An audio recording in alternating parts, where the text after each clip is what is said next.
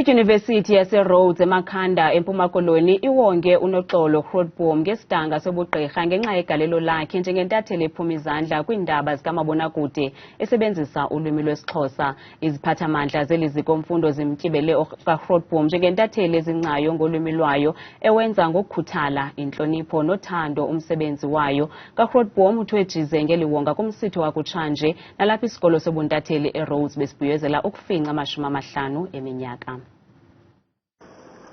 Kukweso siyunguma kanye apho iDyunivesithi iRhodes iwonge uNoxolo Grootboom ngesidanga sobugqirha kulwimi lwesiXhosa.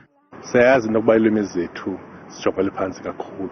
Ngoku xa kukho abantu abafana noNoxolo Grootboom abathi baliphakamisa ulwimi ingakumbi eMabona kude, loo nto ibangela into yokuba sibe nomdla basimchonge afumane wonke likhulu nje. Aya kwi-studio sethu as i-TV3 students kwaba it feels like ndisephupheni because abantu sikhule sijonge kubo and now we're sharing i-studios nabo. Ugqirha Noxolo Grootboom ukwaxhonywe kwiindonga zale dyunivesithi kwicandelo lesikolo esipheka iintatheli.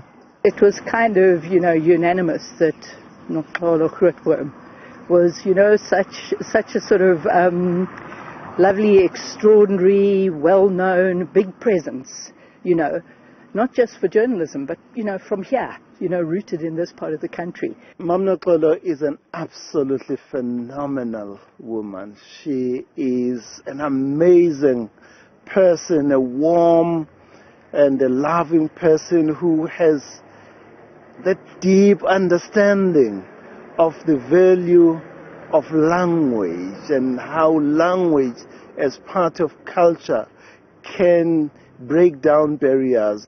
Ephefumla kwimbali eyenziwe yiRhodes, ugqirha Grootboom uthi ulwimi lwethu ngumkhombandlela wengcambu yemvelaphi yomntu.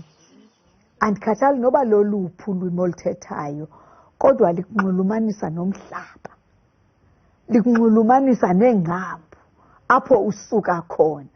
Uba ngaba uthetha isiXhosa kuzawuthiwa ungwase-Western Cape, ungwase-Eastern Cape, ungowaphi, akusoze kuthiwe ungowaseBotswana.